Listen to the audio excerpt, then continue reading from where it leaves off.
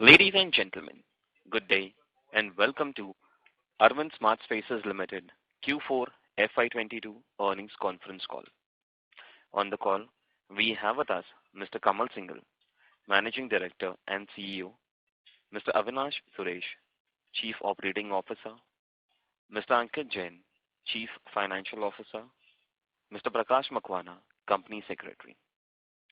Please note that a copy of disclosures is available on the investor section of the website of Arvind SmartSpaces Limited as well as on the stock exchanges.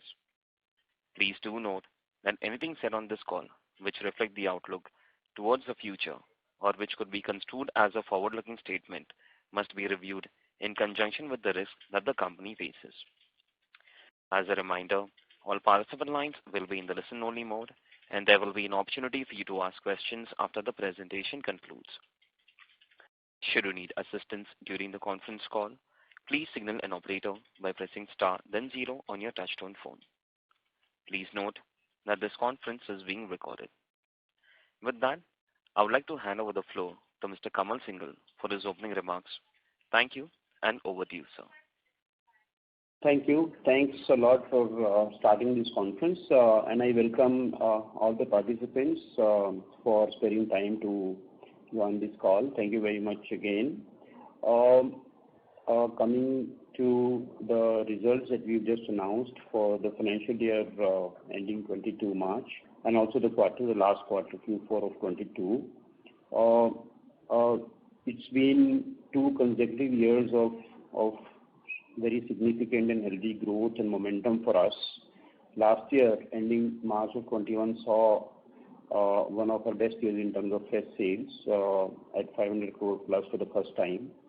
And obviously, we knew that to be able to achieve this momentum, we need to invest in the pipeline. Of course, due to COVID and ambiguities attached thereon, we obviously had a kind of a pause in our investment cycle because we wanted uncertainty to kind of recede before we again open up the investment cycle in a big way. And that happened, of course, last year when we achieved a very, very healthy sales, fresh sales, so to say.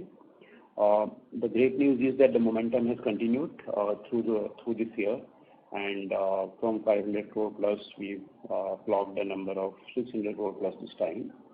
And of course, with the revival of investment cycle, we are now looking at significant inventory getting added in near future so that we have more avenues to sell, more products to sell, more geographies to sell, more micro markets to sell. And all those blocks, when it comes to creating the pipeline, are in place. And we are hopeful that we will do all that. But just for a moment, coming back to the macro side and economy in general, I think we've seen some tremendous turnaround in various parameters, macro and micro, that were possibly a little far-fetched. They were sounding a little far-fetched during the crisis, during the pandemic crisis, so to say. But of course, most of the things have moved on. We've seen a very stable regime in terms of interest rates, in terms of costs, etc., last 24 months. And of course, affordability has been at its highest, with the lowest kind of interest, the lowest kind of stable and lowest kind of raw material prices, and demand getting, accumulating due to pandemic pause that we saw. And then also a basic change in the mindsets of people. It all added up to an environment which kind of delivered the kind of growth we saw. And we sincerely believe that even if there are some small structural changes happening here and there, the momentum will continue. We've seen that in the last 4 quarters, and we are very hopeful that this will remain so in near future. The keywords here are that there is a significant amount of consolidation happening in favor of trusted corporate players. Residential focus has really paid off for the players who are focused. Mid-price housing is doing great, and it's supposed to be the main driver, and it's something that we all like, and we want to clearly have a focus on those, and we are doing that. B towns like Bangalore, Pune, Ahmedabad, etc. are doing great, and they are very, very consumption-oriented markets, less dependent upon investors, and hence more sustainable.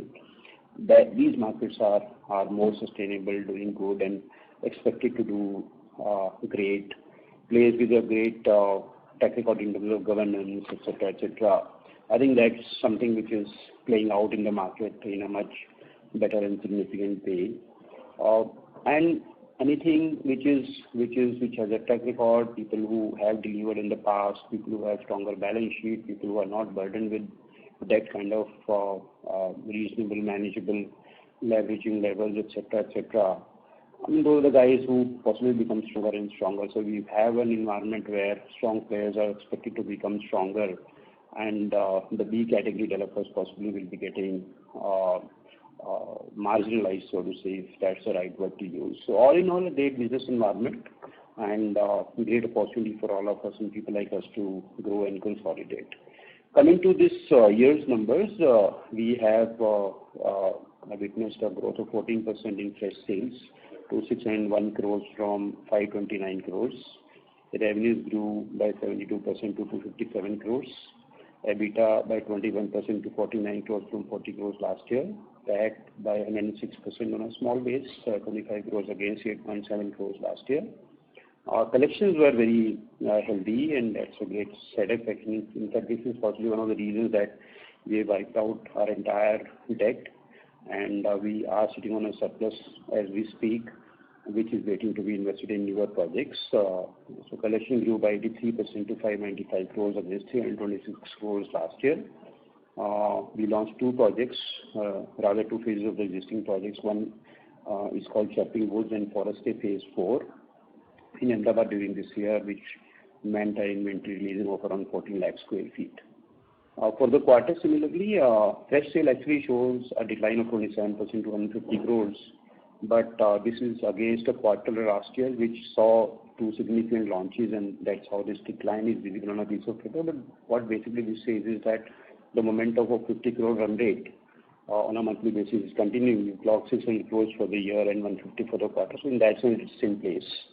Operating revenue grew to 161 crores because we just recently received a couple of building informations, which obviously then augment the revenues in the books of accounts, and that's the reason that we show a very hefty growth here to 161 crores vis-a-vis 64 crores last year.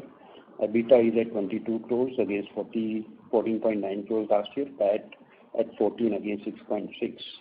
And collections are also fairly healthy at 160 crores vis-a-vis 133 crores last year. And of course, as I said, interest, we have a negative kind of interest-bearing funds now to the tune of 107 crores. And that's mainly a result of very healthy cash flow that we've had. So this is all in all the summary of numbers and the kind of macro environment that we are witnessing. There are, of course, a lot of tailwinds that we just discussed in terms of consolidation, in terms of viability, in terms of opportunities, in terms of consumer orientations to buy bigger and larger and better houses, in terms of government policies to push affordable and even other kind of houses in the marketplace, a lot of spending and augmenting the spending in infrastructure from the government side, etc., etc. These are obviously great tailwinds for all of us. And at the same time, off late, post the quarter, we've also seen some of the headwinds, possibly if we can call them right away, maybe a little premature, but interest rates after almost, I think more than 6 or 8 consecutive quarters, we've seen interest rates for the first time showing trends of increase, so to say. Let's see how it plays out in the marketplace. But there definitely is a trend which is showing its early kind of signs where interest rate might start becoming or might get consolidated to some extent. The other aspect to watch out for is the input cost, which obviously has gone up dramatically in the last 3-4 quarters. As compared to last year, the increase has been significant in any case. So that is another thing to watch out for. We are taking appropriate enough and more steps to see how we get impacted to the least possible extent, and to whatever extent such increases in cost can be passed on to the market without really affecting the demand in any significant way. But having said that, these two things are to be watched out for in the times to come. So that's pretty much from my side. Maybe we can now have questions and answers. You may raise questions if you have any. Thank you very much. We'll now begin the question and answer session. Anyone who wishes to ask a question may press star and one on their touchtone telephone. If you wish to remove yourself from the question queue, you may press star and 2. Participants are requested to use handsets while asking a question. Ladies and gentlemen, we will wait for a moment while the question queue assembles. Participants, you may press star and 1 to ask a question. The first question is from the line of Kirti Jain from Canberra Beco, HSBC OBC. Please go ahead. Yeah, thanks a lot for the opportunity, sir. Congratulations for excellent year-end, I would say. Sir, my first question is with regard to the progress on the launch of the Sarjapur project and Devanali project. Where are we, and any contiguous business development we have been able to do with regard to either of the projects, if you can highlight, that would be great. Yeah, so we have been progressing fairly decently on both these launches, and as we speak, we are coming closer and closer to launch these two projects in sequence. We hope that at least one of them will be launched in H1, and in fact even the other one might get launched within H1 itself, if not one month here and there. So we are progressing well. Devanali phase 1, which is around 27 acres, the land use has happened already. It's in our hands. The final leg of approval in terms of getting the plans approved is happening as we speak. So it's all in place. For further aggregation, Devanali is the project where we could add more land, and as we speak, we have crossed 60 odd acres of total land acquisition there. I guess earlier it was more like a 35-40 acres. Now we've crossed more than 60. So of course, this project has increased significantly in terms of size and scale, and we are not stopping still, and we want to invest more and make it bigger to the extent of anything between 80 to 100. That's the endeavor. I mean, as of now, it's 60 plus, but there is a scope to take it up further. And we are happy with the size that we've achieved in a short span of time, and aggregation is one of the key kind of trigger in this business of plotting, etc., and horizontal development. And we are happy to inform that it's on track and we've achieved what we wanted to achieve. On the Sarjapur project, that's also coming closer and closer to the launch, and the endeavor is to launch it within this half one itself. Most of the things are progressing very fine and smooth, and hopefully that gets launched simultaneously. In this project, it was a GAD project, so further acquisition is not something that we are directly trying ourselves. We are open to the idea of expanding it, but through the GAD partners, because we are not investing in any significant way on the land on this. But having said that, team project in Sarjapur Road, it's a villa project. For a villa project to be spanning 16 plus acres is fairly decent in size and gives you something like a 650 odd crore rupees of top line. And we believe that it's pretty decent a size for a villa kind of development. So there are no definitive plans of expanding this size further beyond this at this point in time. Okay. So first Devanali will be there, right, sir? Next Sarjapur will come, right, sir? First Devanali should be launched. Sir, you had highlighted in the last quarter that cash is not the best position to be in. We want to go up to 1:1 leverage and increase the BD activity. Any progress you would like to highlight, sir? Because in our presentation, we couldn't see anything. So, I mean, of course, we have to leverage. That's what I said in the initial comments also, that right now we are sitting at a negative this thing and we have to quickly deploy and raise reasonable amount of debt out there. Now, that obviously, raising debt is, with this kind of a headroom, obviously is not a big challenge. But the challenge really will be to have these projects and reaching and taking these projects up to a stage where we have to pay. Now, we as a company would be a little more conservative in terms of parting our monies, even if we had definitive or preliminary term sheets signed for individual projects. So we would like to be very sure before we release even a single penny to a third party, and that's what has been happening. As we speak, a lot of efforts are going into the marketplace, and there are things which are happening. But of course, they are not mature enough for us to release any significant money onto those projects. But having said that, minor investments like expansion of Devanalli, etc., and the monies to be paid to Sarjapur landowners, etc., are happening in any case. But then we are also generating cash on an ongoing basis. So till the time we pay one large amount to one land parcel, towards one land parcel, maybe investment could be in the region of 150, 200 odd crores or thereabouts, we really don't need to take leveraging. But the idea is to exhaust this limit of kind of debt that we need to raise very, very quickly. And this will happen as we start closing and paying for the lands which are under negotiation and discussions right now. But there is a healthy pipeline of and fairly advanced stages of discussions on many of these land parcels. And hopefully we should be able to share some details in a very short amount of time from now. Just one last question from my side. So given the certainty of the launches in H1, both the projects, can we assume that 1,000 crores booking for FY23, sir? Or will it be some challenges to meet that 1,000 crores booking mark?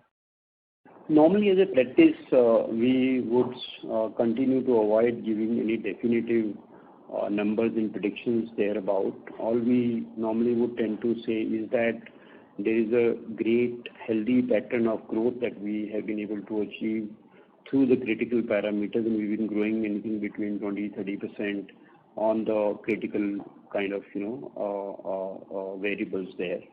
So our endeavor is to continue that momentum, and with these launches being planned and maybe a few more coming in, we should be able to maintain this kind of a growth rate over what we achieved last year. Sure, sir. Thanks a lot, sir. Thank you. Thank you. Participants, you may press star and 1 to ask a question. The next question is from the line of Ritvik from One Up Financial Consultants. Please go ahead. Yeah. Hi. Good evening, sir. And Ritvik, sorry to stop you. May I request you to speak a little louder, please? Yeah. Is it better now? Yes, go ahead. Yeah. Hi. Good evening, and congratulations on a great 2022. Sir, I have a few questions. Firstly, you mentioned that we have increased prices, to mitigate the rising costs. So, would it be possible to share a ballpark figure on the blended portfolio? On what? Sorry, on what? Blended portfolio. Okay. On the blended portfolio across all the projects? So, price increase, the first question first. Of course, we have passed on certain amount of, increases in the marketplace. Fortunately for us, the way our construction stages are or were when prices started going up in a very steep way, were at a very advanced stage, and hence a lot of steel and cement kind of material consumption oriented projects were at a fairly advanced stage. So to that extent, the impact has been limited. But of course, this is holding true for the projects which are already under construction. It doesn't mean anything when it comes to new launches. So if you were to restrict ourselves to the impact on the company on a current ongoing basis, there's not a significant impact there comparatively. And it's not commensurate to what kind of price we've seen just because of the stage we are in. So that's one saving grace. But irrespective of that, because the increase has been so much, even the leftover construction is not to be ignored, and it's fairly decent level of expenditure that we have to still do. We have taken a couple of price increases already in most of our projects in the last 2 to 3 months.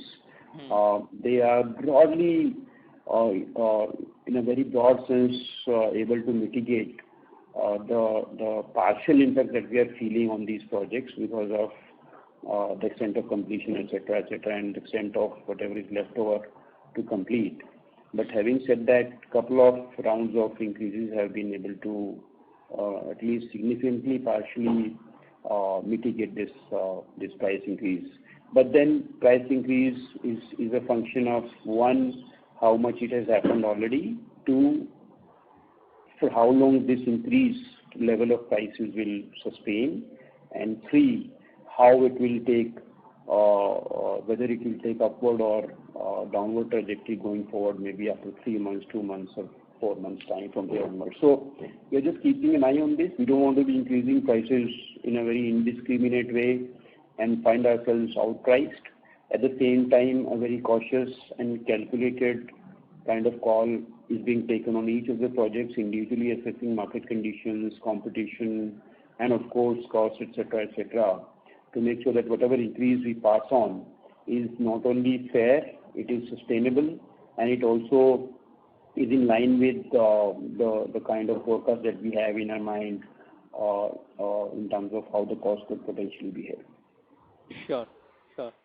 So my next question is on the launch pipeline for FY23. If I see the presentation, we have mentioned that the yet to be launched projects are approximately 2,400 to 2,500 crores across Ahmedabad, Bangalore, and Pune. So what would be our target for FY23? Will we be looking to launch at least these projects which are already there in the pipeline? And follow up to this question is that are all these yet to be launched projects already signed for us and are awaiting approval? So I'll just introduce you to our CFO, Mr. Ankit Jain, who is sitting with me right now, besides Avinash, who is the COO of the company. Ankit, if you could take this question, please. Yeah, sure. Hi. So with respect to your question on the yet to be launched projects, so partly it has been answered in the previous question, where we have mentioned that Devanahalli and Sarjapur are the projects which we plan to launch during H1 of FY23. So partially that is answered. Besides that, there is... Bangalore, both the projects are the 1,000 crores total sales value potential is these two projects? Yes. Sure. So Devanahalli, while we are not giving individual project-wise, but we had given an earlier estimate when we had done the acquisition of the project. So Devanahalli is approximately 400 odd crores and Sarjapur is approximately 600 odd crores. So this is a 1,000 crore potential which is ready for launch during H1 FY23. Besides that, we are exploring of opening of Foreste Phase 5 as we speak. So this might also get launched during H1. There is a project Bukum. For Forest project? For Forest project. Yeah, Forest project, if you're asking about the status, this is the next phase which is already under approvals. Okay. We are hopeful that in next couple of months approval should be in place. Okay. And the endeavor is to launch even that phase 4 of Forest in half 1 or very, very early half 2. So that's the idea there as well. Bukum is at a little early stage. We are doing a diligence still. There are things that we are kind of doing and working on from regulatory point of view, from titles point of view, very at an advanced stage. Once that is done, obviously then we get down to the actual planning, and then so it's a little longish cycle for Bukum. If at all the best case scenario could be that we launch it in the last quarter 4 of this year, or maybe then if that doesn't happen early next year. But that's how it is from project to project. And this covers pretty much everything, right? Yes. Sorry, sir. Last project, which did you mention? I missed the name. This is a project or the land where we have signed an agreement in Pune. It's a location called Gurugram. Right. Last quarter, which we had mentioned. Yeah, correct. So as of now, it is a binding agreement. There are certain conditions precedent which are under kind of achievement and execution, and sure. That's happening right. Yeah, at this point. So best case, we would be launching all these projects in FY23. So I mean, we definitely are targeting to launch 3 projects this year. H1 is to put together. I mean, that's how the sheet is being shown here, and that's the target. Yes. Sure. Okay. And sir, my last question is on the business development pipeline. We've had an excellent year, and even when we didn't have any new sales, new launches in Q4 FY22, we did 150 crores of sales value, which is very healthy. So with collections going strong and with the new launches planned for FY23. What is the kind of business development that you think that we can look to acquire in FY23 for future launches? Just wanted to pick your thoughts on that.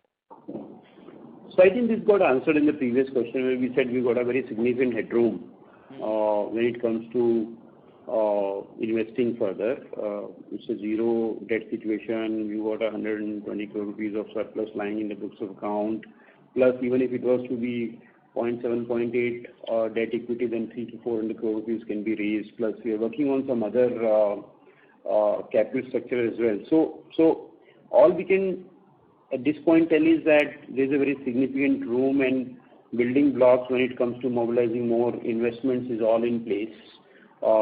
And we should be rolling out all these plans in acquiring newer projects in the coming months, and specifics possibly could be shared the moment individual deals are done, etc., etc. But there is a very healthy pipeline. The team is busy and we are aggressively sourcing. Of course, we are conservative when it comes to evaluating risk mitigation, etc., etc. But having said that, at this point, we are all guns blazing in the market to make sure that we deploy this headroom at the earliest possible time. Sure. So this is very encouraging. Thank you and all the best. Thank you. Thank you very much. Ladies and gentlemen, you may press star and 1 to ask a question. The next question is from the line of Chaitanya Shah from Silverline Capital. Please go ahead. Hello, sir. Good afternoon. Hello.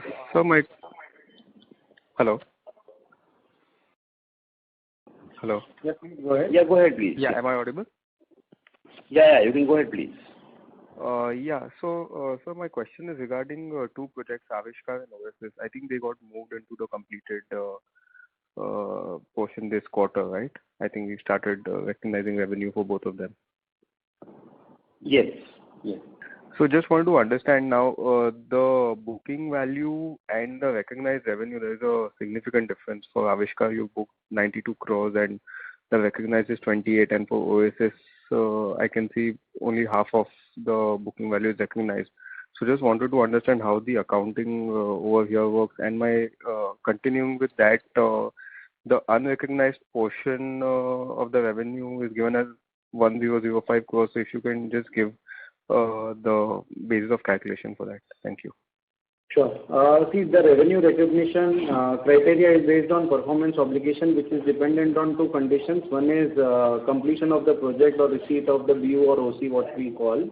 The second criteria is receipt of the money with respect to the booking value, right? So this is the satisfaction of the criteria. The revenue has been recognized. The balance revenues will get recognized as and when we collect the balance amount from the customers. So even in the collections are 57 crore for Avishkar and Oasis is 164 crores. So the numbers are even lesser than that. At the unit level, we cannot look at the overall aggregate level. While a certain portion, for example, may pay upfront 10%, someone would have paid 50%. So those units do not satisfy the criteria for revenue recognition. For beyond a certain threshold only, the revenue recognition criteria is met, and hence we recognize at a unit level, not at a overall project level. So there will always be a gap between when we receive money in absolute sense and when such value is recognized in the books of account, because each individual sales in terms of one unit is either qualifying or not qualifying for recognition at a point in time. And hence you could pick up only those specific units to recognize sales in where the threshold of receipts have been crossed. So there might be a situation in a project where 100 crores have come, but no unit qualifies to be recognized in the books of account. So this is a very typical and very established way of determining what can be recognized and what cannot be recognized. The only takeaway that we could be having here is that the difference between what we've sold and what we've recognized is a great thing to have, and the bigger that amount means we have a lot of sales which has actually been effected in the marketplace. Pending these thresholds to be met, they are now bound to come indicatively in the books of account. And that number, as we speak, for the company as a whole stands at around 1,000 crores. That means 1,000 crore rupee sales is such where some money has come, but we have not recognized such sales into the books of account due to these thresholds not having met. So this is the situation happening in these two projects as well, and any difference thereof between the sales value and the recognized value, or even the collection value and the recognized value, only represents the difference of threshold being achieved on individual basis for the unit specifics. Right. Okay, understood. And so my second question is regarding the two projects in Bangalore and the project in Pune. How much capital are we estimating will we have to put in these projects, and are you going to raise? Will it require you raising debt, or just if you could give me some clarity on that? So, I mean, a broad ballpark, Bukum, if you're talking about, Pune is around 100 crore rupees of land investment. And when we talk about Bangalore, this is Sarjapur. Sarjapur is a JD project. So the total outflow is not going to be more than 15 crores there because it's a JD project. We only have to pay the deposit part of it, which is in the thereabouts of around 15 crores. So these are the potential cash flows, yes. Okay, so when you give the 1,500 crores number in the estimated operating cash flow, majority of the cash flows are being, you're assuming that majority of the cash flows will be financed via the sales, right? By the sales. By the customer sales. So, with respect to a project which is under JD, it is linked with the collection and with linked to sales only. So, hence, naturally, that will be paid from the sales receipt. With respect to Bukum, it is an outright purchase, which will come out from our surplus or from the debt which we raise. Okay, all right. Thank you so much. Thank you. Thank you. Participants, you may press star and 1 to ask a question. The next question is from the line of Aditya Sen from Robo Capital In. Please go ahead. Hi, sir. So, as per accounting, any broad guidance that we can have on revenue and PAT of FY23 and FY24? As a practice, we don't give guidance, but investor presentation per se is quite exhaustive. It's a format which we started using for the last couple of quarters, and I think there will be a fair amount of data points there to kind of understand the company in a more holistic and better way. We'll encourage you to go through the presentation, and if you have any specific questions to ask from the presentation to the extent of publicly disclosed information that you would have done otherwise, we'll be very happy to share and discuss with you. Okay, sir. Thank you. Thank you. Participants, you may press star and 1 to ask a question.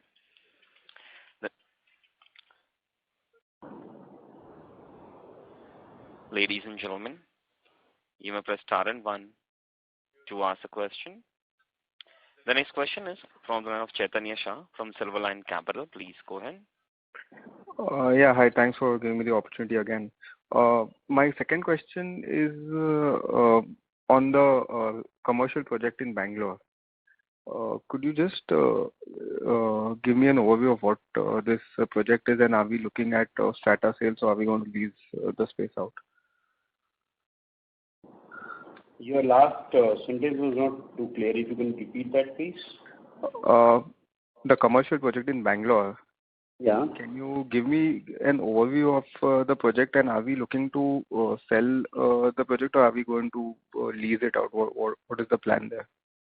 So, yeah, we are not kind of developing this for a yield income. Everything has to be sold.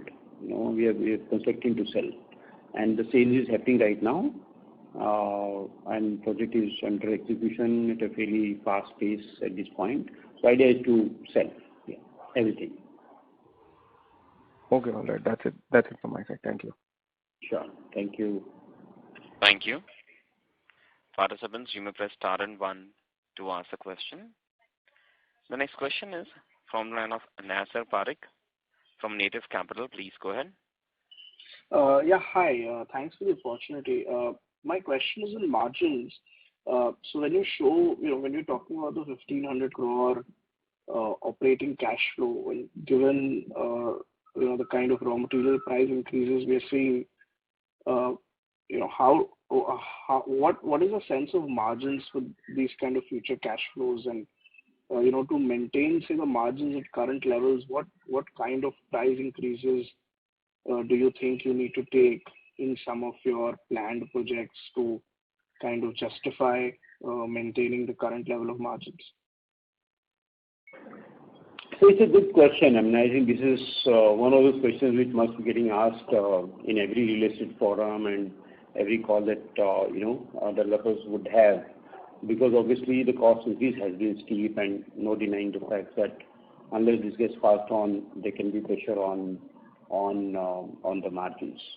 But fortunately here for us on the current portfolio, which is under execution, most of the things are either already completed and we are selling the inventory, or the construction is at a fairly advanced stage, and hence the impact overall on the project cost, etc., is not too significant, and significant portion of such impact, the leftover impact, possibly can be passed on, and we've already started doing it. So we don't see any major problem on the current portfolio.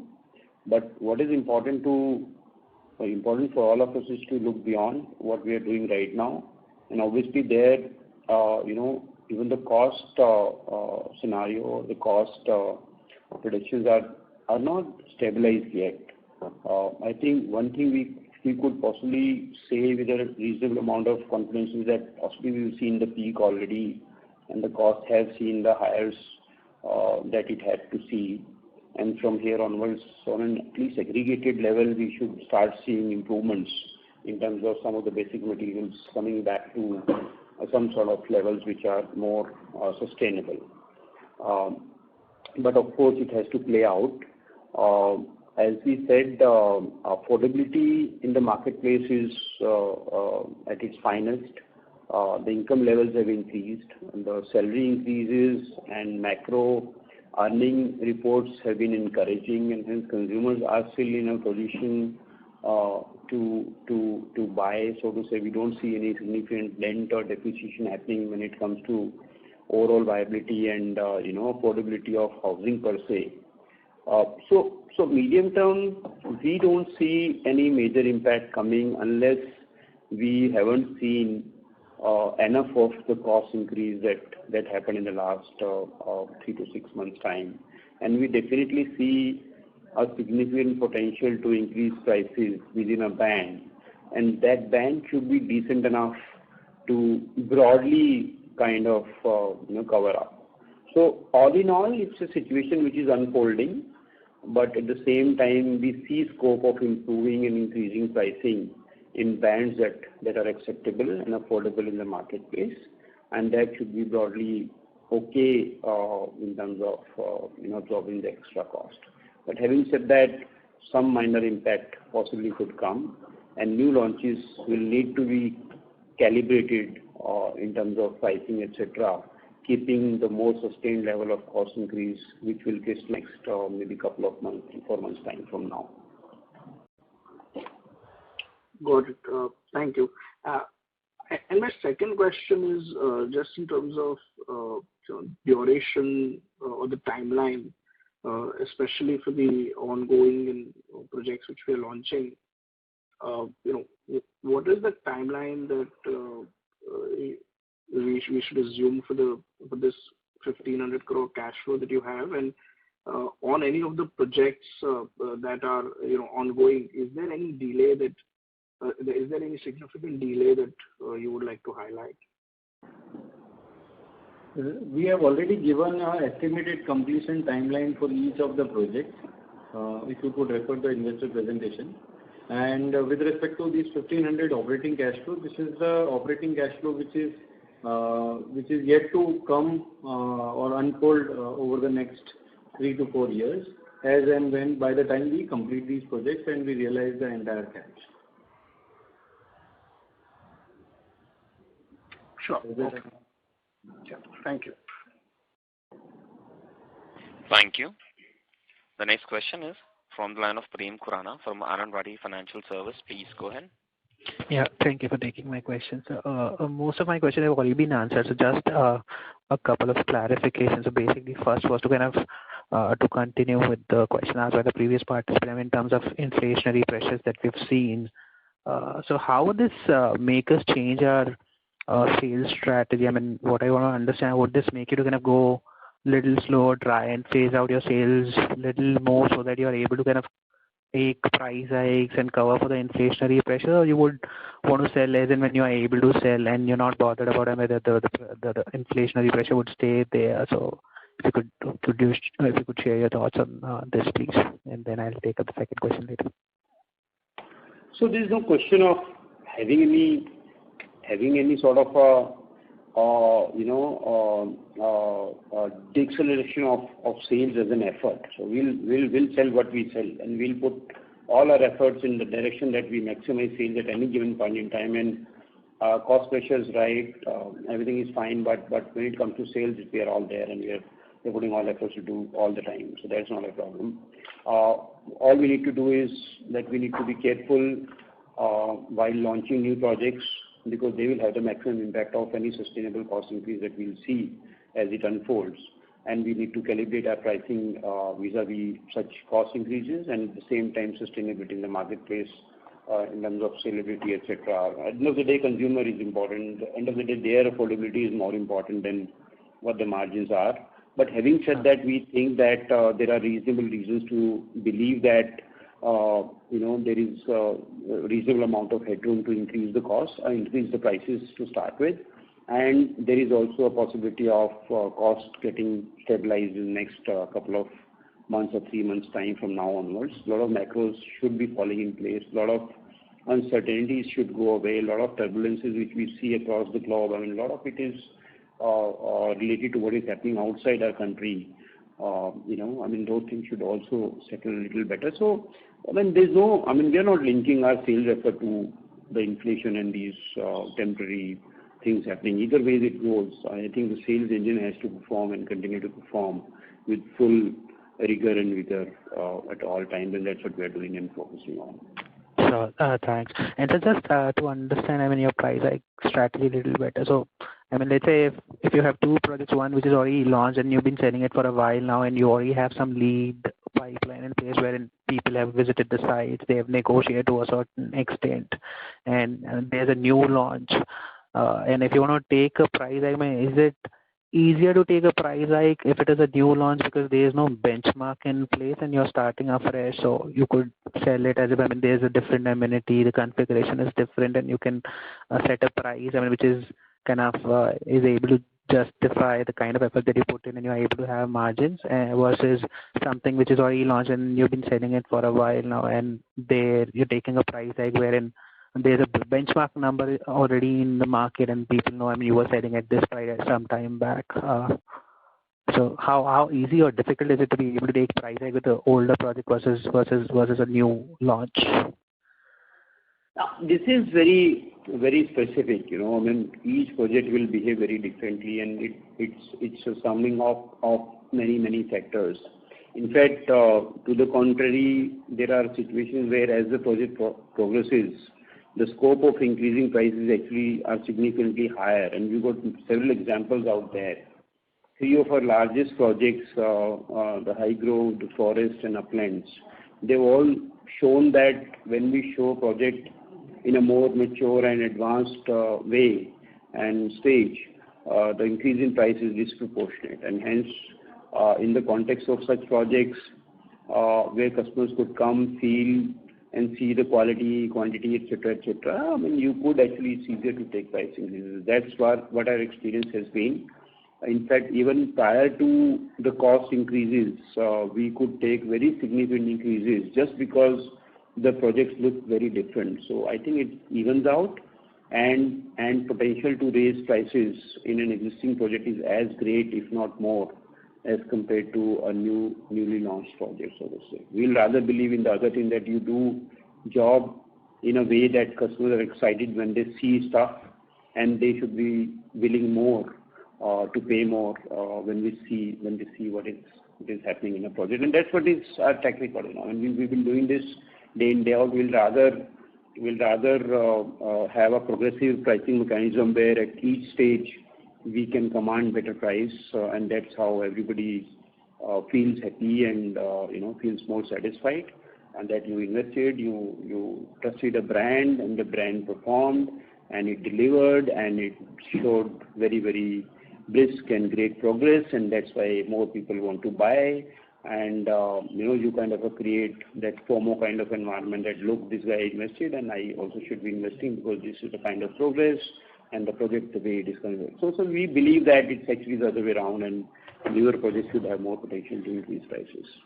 Sure. And just one last, if I may, could you help us with the launch pipeline for FY23? Because if I heard you correctly in your opening remarks, you said, Q4 is somewhat lower than your Q4 FY21 in terms of bookings, because you couldn't, or rather, last year you had a couple of launches wherein you saw seriously good demand, which is how you could have larger number last year, versus this year Q4 wherein the sales were slightly so because you did not have launches. So if you could help us with the launch pipeline for FY23, please, and how do we ensure that you don't get to have these kind of situations wherein you don't have a new project to offer in any single quarter. So were we planning to launch any project during the quarter and we couldn't have approvals in place in time, which is why you missed the launch, or we did not have any launches planned for Q4 because we had some inventory available and we want to liquidate inventory? Yeah, that'll be it from my side. Thank you. Thanks a lot. So I think the sales pattern always needs a little bit of a dissection into what is a steady state sale and what is a new project launch stage. It's like in retail, you ask the question, what is the growth of sales in the same store, on the same store basis, and how many stores you open, and that's contributing to what extent of additional sales. If you merge these two, this will be little bit of a blinding, so to say, in terms of really understanding the data. So when it comes to steady state sales or the sustainable sales, as we call it in real estate, that has been pretty healthy, and we've grown significantly. 150 crore is pretty much the sustainable sale out of the projects which were already launched. And of course, the launch timelines being anything between 6 months to 12 months for new projects to be launched, and the kind of projects that we are doing, large ones, horizontal projects, etc., the timeline to launch from acquisition is anything between 6 to 12 months. So it will normally not be possible to launch very consistently every quarter in, quarter out, and hence there will be orientation in the numbers that will show. These are just about explanations to why a decline is visible and what are the easiest explanations to those. But having said that, these fluctuations obviously will come down as the base size of the company kind of increases. So a company which has 10 projects in total and adding 2 or 3 or 4 every year will have more of these peaks and troughs as compared to a company which has 50 projects and they add 15 every year. So to that extent, depending upon the life cycle of the company, this will vary. But in the context of overall understanding of the trajectory of the company, whether or not and to what extent it's progressing, the sales engine is working, etc., I think having dissected this kind of a bifurcation will give enough and more tools and wisdom to the reader of the data to decipher what's happening in the company. Sure, sir. Thank you. That explains. Thank you. Thanks a lot. Thank you. Thank you very much. As there are no further questions, I now hand the conference over to Mr. Kamal Singhal, MD and CEO, for closing comments. Great. Thanks a lot, and I once again thank everybody who participated in this call. Thanks again for sparing time. It's been a great run for all of us in the last more than 8 quarters. We've shown that the economy has bounced back and the company is prepared and equipped to not only exploit the situation which we've seen in the last few quarters, but also take advantage of the sustained environment that we see, which is all positive. We need to be mindful of a couple of variables which are there, commodity pricing, start with, interest rates to again be kept in mind, etc. But I think there is enough momentum, there is enough reasons to believe that this momentum is going to be continuing, and we are pretty much equipped to handle it. We have a very, very strong and robust investment cycle in place, initiative in place, and hopefully we should be able to add to our existing pipeline of inventory in a very, very significant way in very short amount of time, and that has been our endeavor. Thank you very much once again for participating in this call, and I wish you all the best for your endeavors. Thank you. Thank you very much. On behalf of Arvind SmartSpaces Limited, that concludes this conference. Thank you for joining us. You may now disconnect your lines. Thank you.